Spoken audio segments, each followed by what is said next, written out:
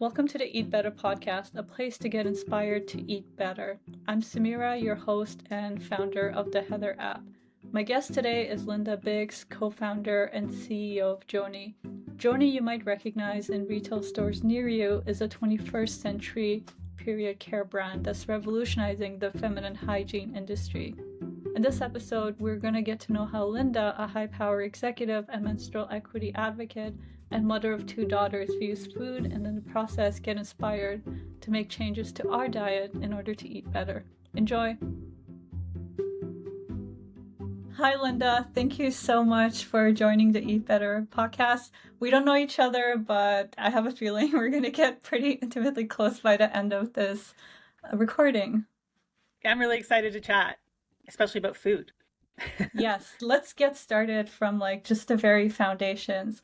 Can you talk about the food that you ate growing up? What are the meals that your mom cooked? Yeah, I love this question. It's something that I've been thinking about a lot, especially as a mother. Like my children are older now, but when I first had kids, I was thinking about what is it that I loved growing up. Some things that come to mind. My mom is from Mexico, and so there's definitely Mm, like a Mexican influence in what I would eat. But a lot of tortillas. We would eat a lot of like lentil soup is one of my favorite things, and my girls actually ask for it. It's just a big pot of green lentils with hard-boiled eggs in it. It sounds crazy, but it's just this like comfort food. And I remember when I was sick, my mother would boil oatmeal and then she would strain it and she would give me the juice of the oatmeal to drink when I had a fever. And like it's those like nostalgic foods that I don't know, they just bring back really good memories. that sounds delicious. I started making lentil soup recently Oh to yeah. help with period and menstrual discomfort and stuff, or like when I want something warm, and it is so incredibly comforting. Um, So you talked about your mom being Mexican, right? I grew up in an Afghan culture, and the Right. way food was viewed was that it was essentially like it was usually scarce growing up. So feasts, dinners, and these things were a big deal, and food was Mm, seen as like this pleasurable thing you indulge in, and there was little attention given to like the function of food and mm. health and stuff. So growing up in a Western world, and having that background, I've always had a challenge like balancing it or communicating with my parents. Is that relatable to you at all? Yeah, I mean, I came over to Canada when I was really young, and so I understand the scarcity of it, but in a Western sense, because we didn't have a lot of money growing up, so it was like you take what you can get. I remember waiting in food bank lines with my mother, and so, I thought it was a really good day when you had brand name craft dinner, like the craft dinner versus like the yellow no name brand. I thought I had won the lottery. And so going back to this idea as food, functional food, you didn't really have that option. You just took what you could get. But from a cultural sense, I see with a lot of my friends that have very strong cultural family ties where there's like a big sense of coming together for meals, and the idea of food is love. And so you eat the food that is made for you because that is also a sign of love and of Mm-hmm. gratefulness and of celebration. And so I could see how it would be really difficult to think about it in a way of like, is it wellness? Like, is this food actually like anything, is in excess, is it doing me any favors? Or how do I look at it a little bit differently, especially as you grow into an independent adult and now you're looking at things and you've got your own health issues, menstruation being one of them. How are you looking at it in a different way? So, Yeah. yeah, I can definitely relate. How did your philosophy? What is your philosophy towards food now? It's evolved a lot. I grew up as a competitive swimmer.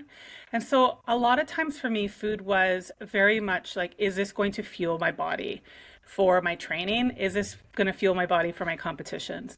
And I know not everyone thought of it that way, but as an athlete, you think I spent a lot of time thinking about those things. And so based on what I was learning at the time, in terms of like a really high level nutrition, am I going to choose an apple, or am I going to choose a peanut butter and banana sandwich, or am I going to choose like frosty flakes for my breakfast in the morning. So like I remember actively making as healthy choices as I could because I wanted to do well with swimming. As I moved away from that, daily, twice a daily practice and swim training, my body changed. And, going through puberty and having children and perimenopause, and your body changes. It's like the seasons that women go through. And throughout all of those seasons, I have had to relearn what it is that my body wants, needs. So, for example, in my early 20s, I could still eat almost anything I wanted without major impacts. When I was, pregnant with my kids, I could eat. I had cravings, and so I honored those cravings, and I was able to eat what I wanted. But then 30s and 40s, it doesn't come off as easily as you want, and you realize that like that decision of, those pack of M&Ms or uh, whatever is going to spike your glucose, it's going to have lasting effects. So you almost make more value-based decisions. Is this the treat that I really want to impact my health in this way? And it gets hard. It gets really hard because who doesn't want a chocolate cake? I mean, not to say I Mm. don't have chocolate cake. So I don't know. That's a long-winded answer to your question, but I think my relationship with food has really evolved as my life has evolved over time. How did you learn these new things? You said about this evolution and noticing things and making adjustments. What were like your sources of education, advice, etc.? I think a lot of it came with just like with the personal experience. Like I remember having chocolate bars for lunch in high school because you could, and you didn't even think about the impacts of that. And then when I was getting married and I, wanted to get healthy for my wedding, I was like, oh, well, it's not just an image thing, but it's a health thing. One of the things that I love when I'm, really feeling healthy is going for a run and seeing this like sweat on my Mm. forearms, like this feeling of feeling strong in your body and moving. I don't have to make a certain time, but just feeling strong. And to get there, I remember being really conscious about the food that I was consuming. Is this food nurturing my body? Are my and vegetables and proteins and like understanding macros and understanding that like there's just so much information out there that it becomes really overwhelming. So I just try to simplify it as much as possible. Um, Whenever now at least I try to simplify as much as possible. Does it come from the earth? Is it a vegetable? Is it a protein? Can I eat that? If I'm going to have something that's a treat, can I make it myself because then I'm controlling the ingredients? Or if I'm not making it, is it coming from a reputable source? Is it worth it for me to Mm. have this? Is it giving me any nutrients in any other way? So there's just a lot of processing that happens with food, but I love food. I appreciate food. Food is life for me. That's one of the reasons why I like to have, people over for dinner, and my husband likes to Mm. cook as well, and we really celebrate. We spend, over the Christmas season making stews that are all, all day long. And that for me is, it's not just what am I putting in my mouth, but how am I experiencing this? And that's like I feel like it's a very privileged place to be, especially in the Western world, because we're so busy and we often don't take Mhm. time for that. But culturally, see that in other cultures is going back to that, like we're coming together to enjoy this experience of food. And I'm trying to do that more and more because I think that anecdotally, that makes the food healthier for me to eat. Yeah. And the holidays are coming up, so a great Oh, opportunity to like get friends and family together and share a totally. meal. Yeah. I still haven't like wrapped my head around food in general, like creating a wholesome philosophy around it. I feel like it's so multifaceted. Like you Yeah. just said, it's a way to connect with others, right? But then it's also if you eat the wrong way, it could give you like things that threaten your quality of life or even lead to death if you get like, a heart disease. Um, yeah, especially the thing about pleasure and function. And then there's also people who like will eat as a way to like escape discomfort Absolutely. if they have negative thoughts. So like yeah, I wish we spoke more about food beyond just the superficial calorie restriction or just eating it for pleasure because it tastes good. And I was thinking, so I'm trying to figure out how to like separate when I eat food for pleasure versus when I eat it for function so that I could optimize the pleasure, right? And just eat Mm, it for the pleasure and then otherwise optimize for my health so I always feel good and alert mm, and energetic. And I was thinking that one thing that helps me is mindfulness. I did a 10-day silent retreat sometime like more than a year ago. amazing. And yeah, one of the biggest like learnings from that was we couldn't have any sources of like entertainment or speaking or anything. So when we would eat our meals, we would be super mindful. And that made me taste like every element Mm, of the thing I was eating. And I noticed how so often now, like outside being that in enclosed environment, when I eat, I'm so distracted, right? So I was mm-hmm, thinking, as you were talking, I was like, maybe I should take up fasting, not for like mm, intermittent fasting, but like fasting once in a while to like learn like what the function of food is fully. Have you mm. ever like fasted or dabbled into like mindfulness eating?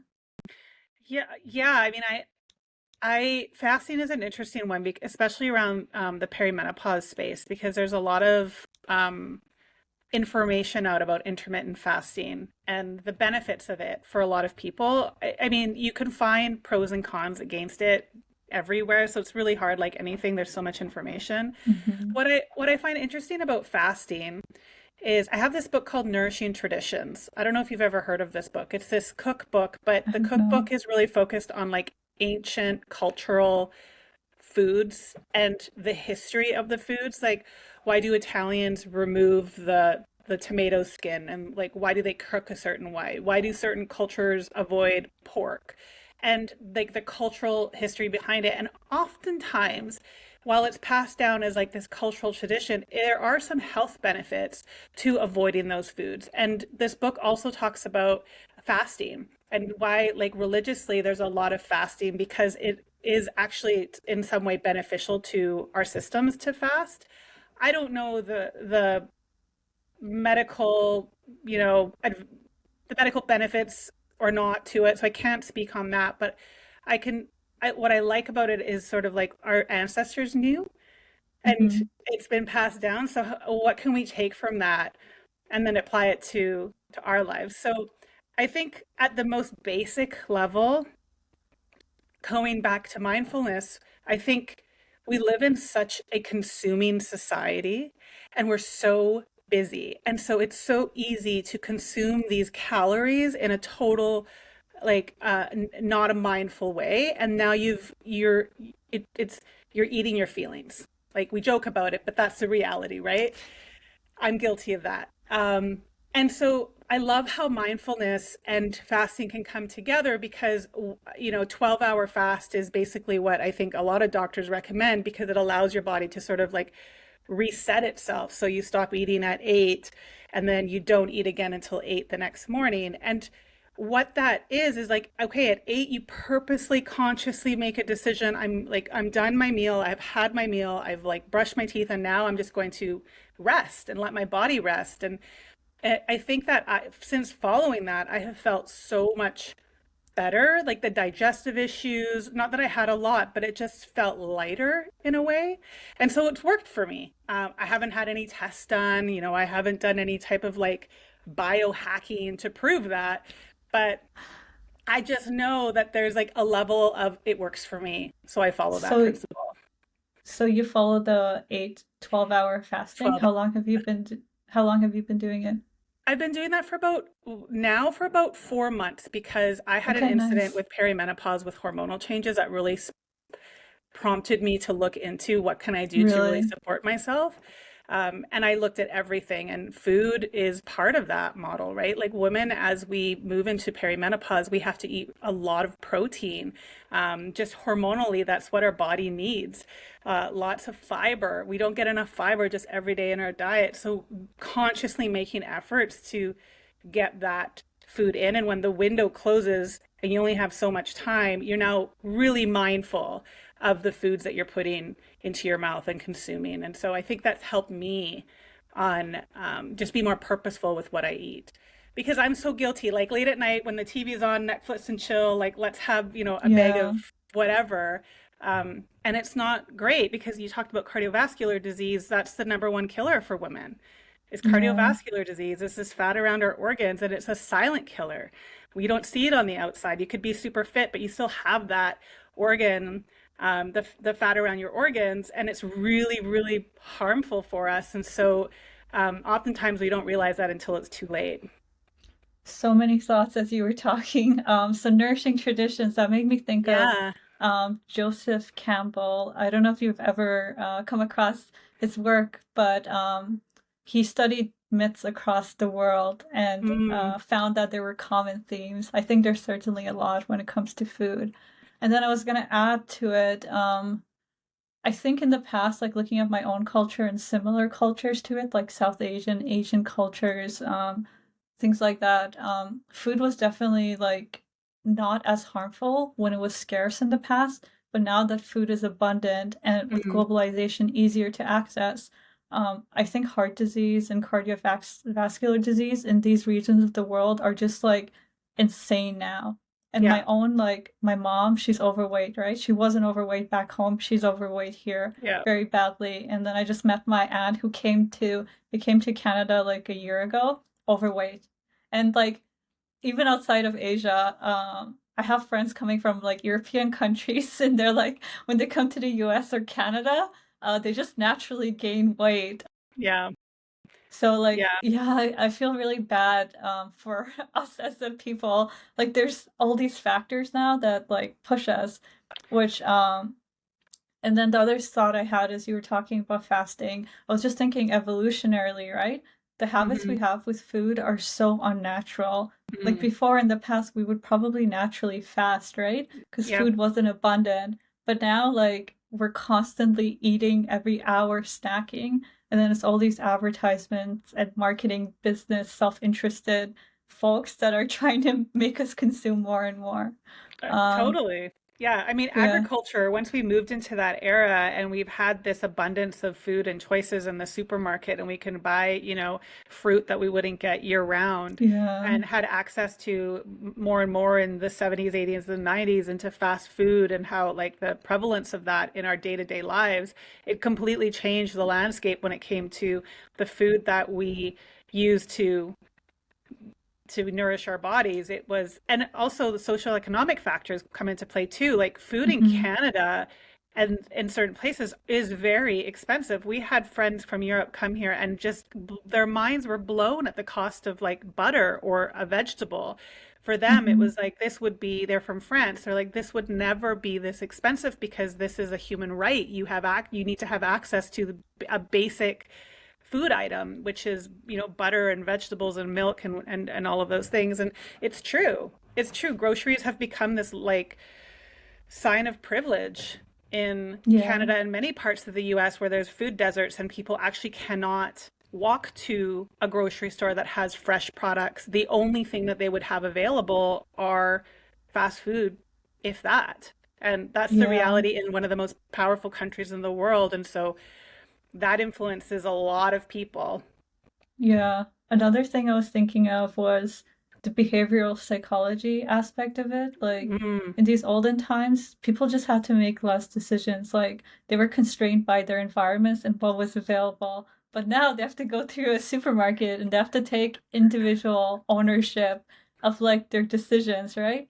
And I yes. guess maybe it says something about human nature being weak that we reach for like the things that are immediately pleasurable at the cost of like long-term benefits. Um, that's particularly the area that I'm most interested in because it feels like the thing that I can most directly influence my individual choice, right? All these Yeah. other factors, at least for me, like, and my skill set, I'm a coder. I think that, it's for someone else to solve. Someone in policy should Yeah. probably implement or pass some things that incentivizes or decentivizes different things. Yeah. But for me, yeah, like behavioral psychology. Um, yeah. What But do you it's think also of that? biological. It's also biological. Like it's not just, oh, am I making the right choice? It's my body has been created to want that immediate pleasure because back in the day when there was very little food and we were, living in caves, you ate that thing now because that is how you survived. And unfortunately, our world has changed, but biologically, we haven't actually evolved very much further past that. So like we're naturally like built to be like consume because we have access to it, but it's not like we're never gonna go without in a way that we did Yeah. back in the day. So it is we're, like there's our forces that are working against us only because we've set up, in my belief, we've set up this modern culture of consumption and accessibility and availability on things that probably shouldn't be as accessible. You know, I mean, Do you and I'm do talking you fast food.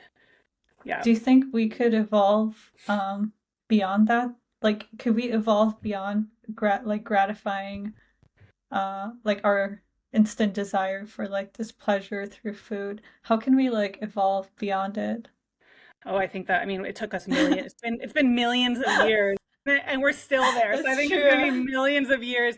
But I think mindfulness comes into play, right? I think that's Yes. what we have now is we have this concept of choice and mindfulness. And so are we mindful about the food that we're eating? And then when are we making the right choices for ourselves? And with the variables that we have at play, you know, everyone's grocery budget is different.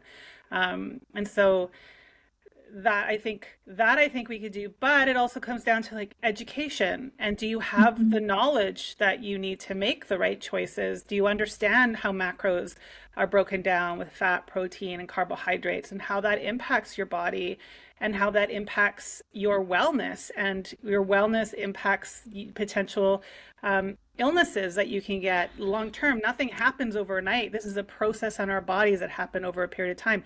Minerals and vitamins and all of the things that we kind of think we take, you know, we kind of understand, but we don't really understand. Here's a Yeah. perfect example. I have an autoimmune condition that is has been proven to be related to the lack of vitamin D.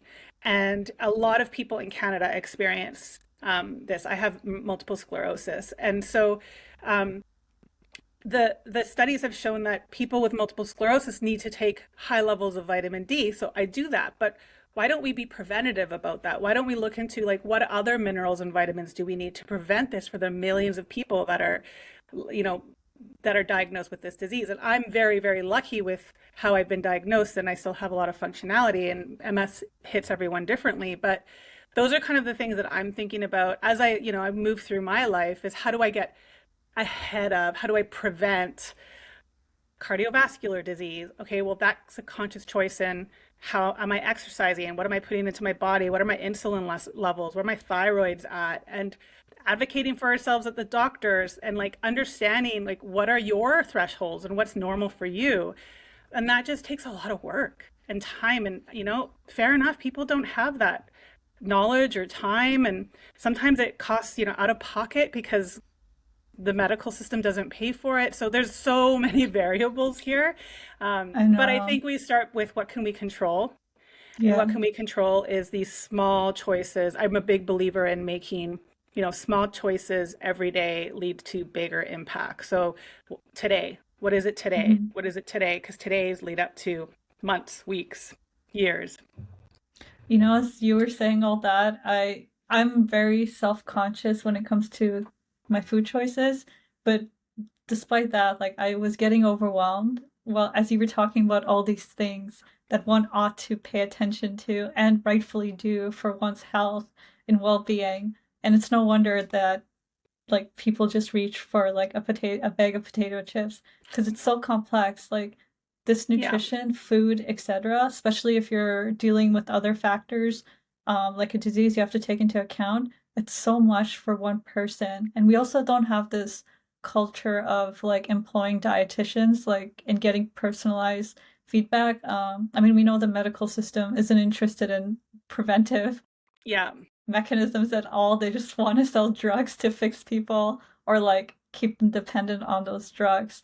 It makes me a bit sad. Like, what are individuals supposed to do? They have this crazy busy life and they have to act like their personal dietitian on top of that. It's just, Very overwhelming, right? It is overwhelming. And like I don't this is not like a big like I'm not saying this is like the system is against us. It's just this is how it's been built. The medical system hasn't like they don't have a nutritional training so that there's a preventative component to it. They're looking at illness and they're looking at how do they fix if they fix that. And that's just a different lens than how are we looking at wellness and preventative medicine. And that is coming with functional doctors, with, naturopaths, but oftentimes that Mhm. comes with, added costs. And so you have to be in a pretty privileged place to have access to that and pay out of pocket or have the benefits for it. And I think it's not all doom and gloom. Like I really believe that we're very lucky to live in this time where we have access to so much information online. So even if it's just, small bits of education for yourself, there is a lot of really good qualified people online who you can follow and just start making some simple changes. I go back to like the perimenopause change for me because I really believe you have to be your own advocate when it comes to your health. And so I was feeling these like just crushing anxiety just that came on overnight. Like I felt like someone had invaded my body completely. Like my mind and my body were not mine just overnight. And this continued and continued for months. And I went to my doctor and I was totally dismissed. I was actually offered antidepressants. But Mm. intuitively, I just felt like that wasn't the right choice for me. And so I kept looking at how is nutrition going to help me? How do I find someone who can really support this part of my life? And through that sort of like 3-month journey, I, found some medical practitioner that actually listened to my story, was able to support me with hormone therapy, which was life changing for me. The next day, I went back to feeling after taking that. I went back to feeling like myself again. So I don't think that it's a one, like we're going to eat this food and our life is going to be different, or we're going to not eat this food and our life is going to be different, or we're going to do this one thing. It's this holistic Mm. approach to our health that we get the privilege of moving through life and doing. And that is like an amazing thing that we do have that opportunity to continuously ask ourselves, what is it? Is this working for me? If not, what do I have the power to change? And then how do I move that forward? Um, yeah, I want to I ask don't want it to make it all doom and gloom. I want to ask you, what are some of the changes you made to your diet, nutrition you adopted for maybe other women who are going through perimenopause? So there's a few things that I have moved towards magnesium for sure, and there's a variety of different types of magnesium, and I won't go into it because everyone can you could look this up. There's a lot of information online, but there's a blood-brain barrier. So a lot of times the supplements you take don't actually cross that blood-brain barrier, and so one type of magnesium is able to do that. And I only mention that because I had terrible insomnia, and so when I took magnesium, um, I was able to sleep essentially. So it was magnesium, creatine, which has been proven to um, especially for perimenopausal women, prevent dementia and Alzheimer's. And that happens like that's not an overnight process. That happens over a long period of time, and helps with our hormone balancing. So does magnesium. We're supposed to, like women in their 40s, hit 26 grams of fiber every day. That's a lot. That's like you've got to be like making purposeful choices for getting that much fiber. So I've been really trying to do that because fiber, I didn't know this, but fiber helps us regulate our hormones. And as a Really? woman, our hormones are on a monthly cycle. Like we have our periods, right? And so we go through all of the phases of our menstrual cycle, and our estrogen, our progesterone, and other hormones fluctuate throughout that cycle. And it's fiber that allows us to do it in a way that's healthy for our system. Magnesium is a big part of that. I think vitamin D. So I've just been doing like trial and error some things for me. I actually was talking to a nutritionist earlier today just for Joni, and I was telling her that one of the things that I do at night, and it's been like my go-to, is I make this like slew. I take like a scoop of fiber, a scoop of magnesium, a scoop of electrolytes, and a scoop of creatine. And it looks like the grossest thing in the world. And I mix it together and I drink it, and it's like I'm so happy to drink it because that concoction has like allowed me to sleep. And it didn't happen overnight, but over a period of weeks, it really helped me. So Can I I don't know. ask you Yeah, yeah. about the sleep thing? Yeah, Yeah, I feel like there's so many things we're just unaware of. Like I have trouble sleeping too, but I always like I kind of just attribute it to, oh, I'm just overthinking too much and I right. need to like mind dump or like get a more relaxing night routine. What type of insomnia did you experience? Sorry, you cut out there for a bit, but you're Oh, back, and you were really? just dealing with it. So you were dealing with insomnia, and it was related to like you just thought it was too many like thoughts running through Yeah. your head, right? Yeah. What Yeah, was yours? mine was I was the best sleeper. Like I have really good sleep habits. I don't take my phone in my room and I leave it like I go to bed, I read a book, and then I tell my husband I'm going to bed. I'm going now. Good night. And I fall asleep within 5 or 10 minutes and I would sleep through the night. Sleep was like my thing. Then on July 13th, I had a panic attack in the middle of the night. Out of nowhere. I've never had one before and I woke up feeling like I couldn't breathe. And the next day, I had that crushing anxiety, and every single night I would wake up 10, 15 times a night. I would fall asleep, but then I would wake up, not it panicking, but just restless. Like I couldn't get back. And then I would fall back asleep, and then I would wake up again. And then I'd fall back. And so I just would wake up exhausted because I just didn't feel like I had a good night's sleep. And nothing helped. I tried melatonin, and that didn't. I tried time release melatonin. I tried certain types of magnesium, and that didn't work for me. Everyone experiences magnesium differently. Um, and so for me, it was the progesterone got rid of, not to go into HRT, and this is like my story. I'm clearly not medical advice here. But for me, it was when I got onto progesterone, I was able to feel like myself again. I didn't have the crushing anxiety. That helped me sleep a little bit, but it wasn't until I went on estrogen topical that I was able to, over about a week, I started sleeping through the night again. And it was estrogen with magnesium and all of the other supplements. And now I go to sleep and I wake up in the morning. So there's something going through my body at night. I've tried, like, I've looked at cortisol, I've looked at all, like, thyroid, I looked at all my blood tests had normal. And so what's normal? What's normal in a Hmm. system that doesn't actually understand hormones, especially Yeah. like the limited study on women's health? And so Hmm. that's kind of like what has worked for me. I've Hmm. learned that other people have CBD, like really high CBD, low THC, and that seems to work for them. I actually just talked to a nutritionist, and she was mentioning that that is something that she's found really helpful for insomnia. Racing mind, I find, sure, as a founder, I get that too. Sometimes I just write, like literally will have a notebook on the side of my, before I go to bed, I will just brain dump everything that is making me anxious, like the stupidest little things, because you'll read it and you'll be like, I can't believe I'm actually writing this down. But then you Yeah. write it down and you get it out of your head. And that in combination with potentially some supplements or, I have a red light therapy, so I turn that on. Like, I don't know what it is that's helping me, but like it's finally working. So I'm just like continuing the routine. But I would say you deserve rest and you deserve investing in seeing what works for you. I'm so glad you figured it out for yourself. And as you were describing that horrific experience, that I'm glad you figured out the solution to now. It made me realize no, when I finally stop thinking, I just drift to sleep and I can Right. sleep for like 10 hours if I There want you to and I go. don't set an alarm. So I'll do more of that mind dumping and Yeah, and that's part of probably drink mindfulness. caffeine early.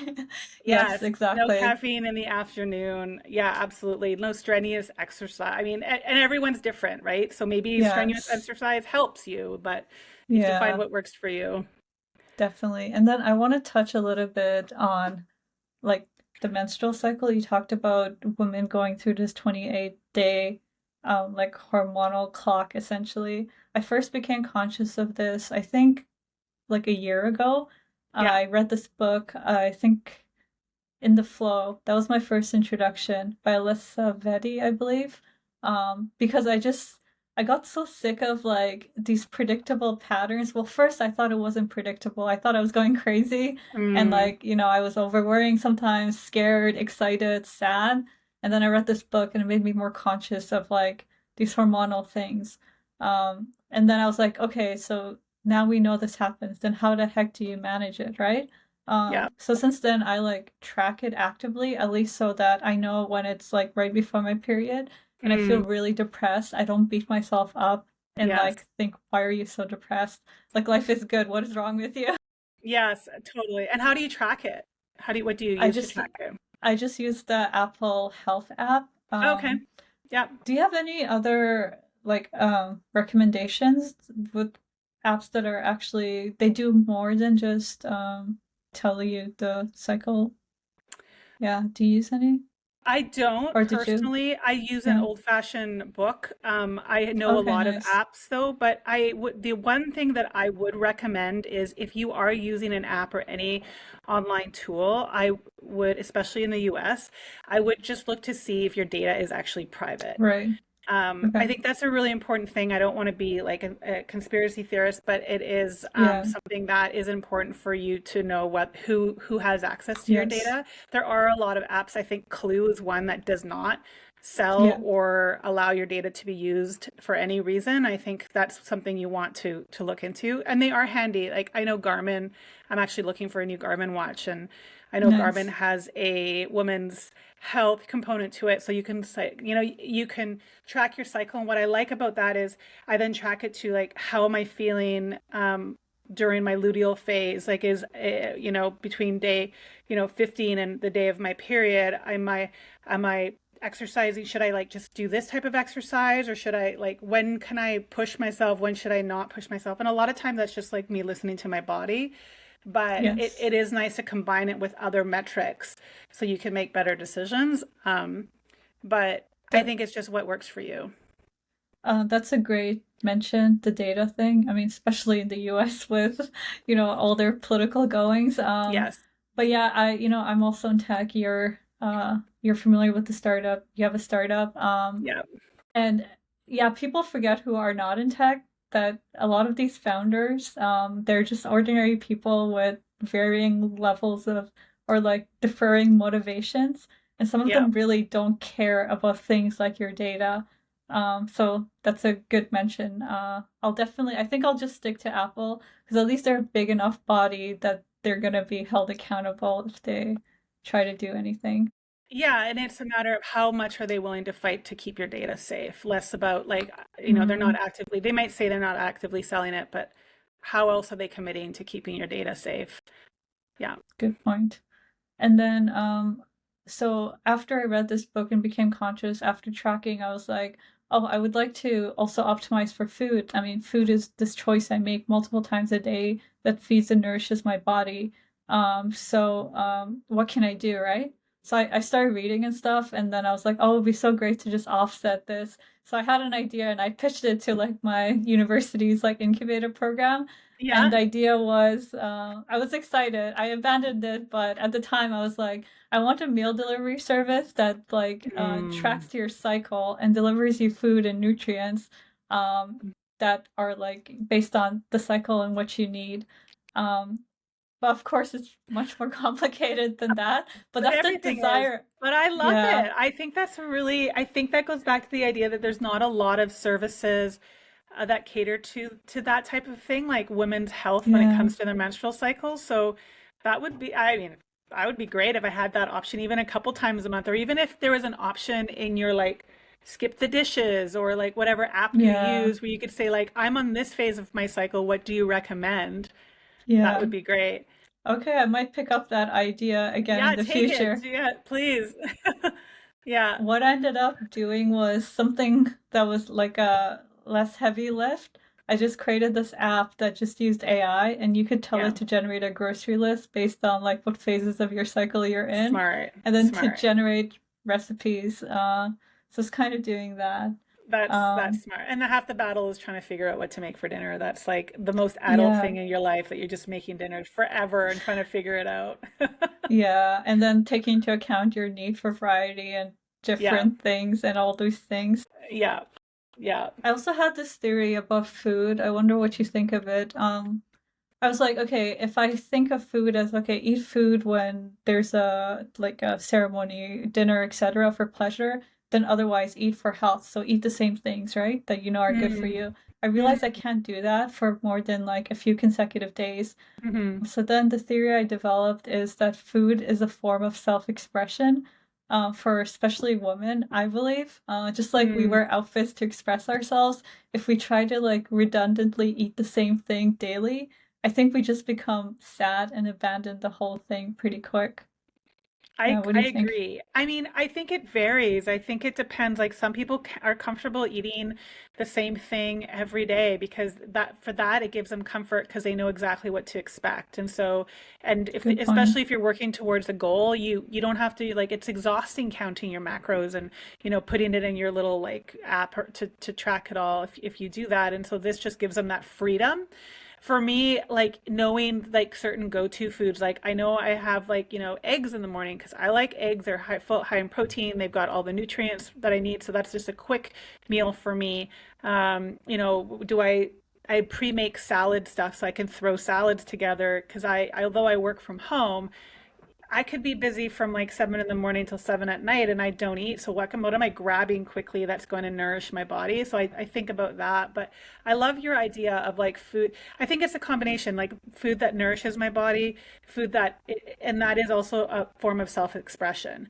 So Hmm. I don't think it has to be an either or. It could be an Good point. and. Why do we have to put ourselves in these boxes? Why can't we experience it in different ways depending on a lot of different variables? And that is life, right? That's Yes. the fun part of it. Um, and it's so great when like my daughter who's 13, she's started baking and Oh, wow. we're a gluten-free family because of my husband's celiac and I have an autoimmune disease and gluten impacts me. So we have like gluten-free flour but you can still do all the regular things. So she's been making these incredible chocolate chip cookies and she'll make it, Oh, like 6:37 at night. I'm like, okay, I'll get it in before like the 8 o'clock time. And they're like, delicious. I'm not, I'm gonna eat it. Like there's my 13-year-old daughter who's just made these delicious cookies. I'm gonna eat, that's an amazing experience for me as a mother to yes. have. And I want her to see how much joy that brings us. And so I think so many things you can answer it with it depends. It Yeah, depends. that's true. And I see you've taken an improv course by replacing the but with an and. I love that. Yes. I was just imagining your daughter in the kitchen, like baking these things. We didn't even touch on like the ritual of cooking itself, right? Yeah. Besides just eating, how did did your daughter just naturally develop this inclination to cook, and she like does she get in the flow when she's cooking? I bet it's beautiful Yeah. to observe. Yeah, I think it depends, like for her specifically, she's just a little bit more like independent and able to I'm just going to try it. She actually doesn't Mm, even follow a recipe, so she kind of wow. just wings it. But I think that comes from seeing myself and her father cook. Her father probably cooks more than I do. And so he's, making a Hmm. chicken and, like cleaning the chicken and dressing the chicken and cutting up the potatoes and the carrots around it. And they're just like, it's a family thing. It's their, they may not be watching intently to learn, but it's around them. And I think that's how my Yeah. husband learns. My father-in-law cooks. I don't think it's a coincidence that my husband cooks and my father-in-law cooks amazingly well. And so does my mother-in-law. I didn't grow up in a household where cooking was something that people wanted to do. So for me, while my mother had these like, Mexican dishes, she hated cooking. And so for Mm, me, I didn't actually begin to appreciate the idea of a meal until I met my husband and some of the families that I grew up with, and I saw that, and I really believe that you have to see it to be it. And so I saw pieces that I was like, I really like this. This is the kind of life I want to have. And so I brought that in to this world that I wanted to create for myself. And I think that's where it came, where it stems from. And then I think you have to be open just with anything in cooking. You have to be open to fail. Like there's something that yes. work really, really well. Like nobody starts as an expert. No, like things that work, like you're gonna burn things. Think you're gonna put too much spices in things. You're gonna make mistakes. Even Hmm. with following a recipe, and I think that's part of the fun. It was just like, okay, well, what am I gonna make now? And I so if love you're that. open, then that's good. I love that your daughter improvises. I think, yeah, we've really lost that art, maybe because we're such an anxious population now, where we don't want to commit mistakes and we want things to be perfectly as they are. Yeah. I want to be cognizant of time. So maybe my last question for you will be, what are you looking forward to this like upcoming holiday season? What type of feast, dinners, like things that bring together friends or family? What are you looking forward to? Oh, well, the timing is so right for that question because I am an absolute like Christmas, like I'm obsessed with Christmas. I love Christmas. I don't, I mean, it's just it's my season. So, between now and like pretty much the second week of December, I'm going pretty hard with work, but I do reserve some time over Christmas. And some of the traditions that we like to do is just like I said, like stews and kind of all day cooking because the kids are out of school and we're watching Christmas movies while we're like cooking a Wow. stew starting at 2 o'clock in the afternoon.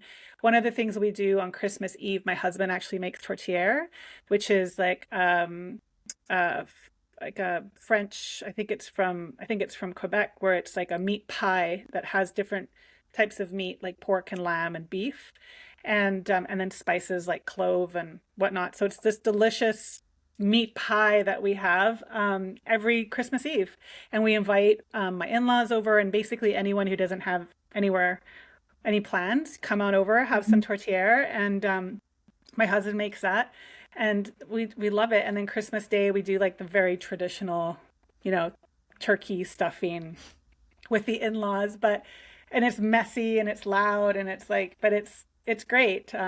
Those are my favorite things. And That then, sounds amazing. what I also love is like after that excess of like deliciousness, talking about traditions, comes the new year. And then in the new year, I love just like this idea of like a restart and like fresh. Mhm. And like now you're looking at, okay, January 1 is a blank page. What can I do this year to improve? What can I do this year to just to think about what it is that I'm doing for myself and move it ahead. And so I love that whole concept and that's what I'll be The doing. balance, right, of like the Yeah. pleasure gathering and then the health. And I was smelling the aroma of all those things you just described. Well, thank you so much, Linda. This was such an awesome conversation. I feel Thanks so like I much know for you having so me. well now. Thanks so much for having me. It was really great to chat about food.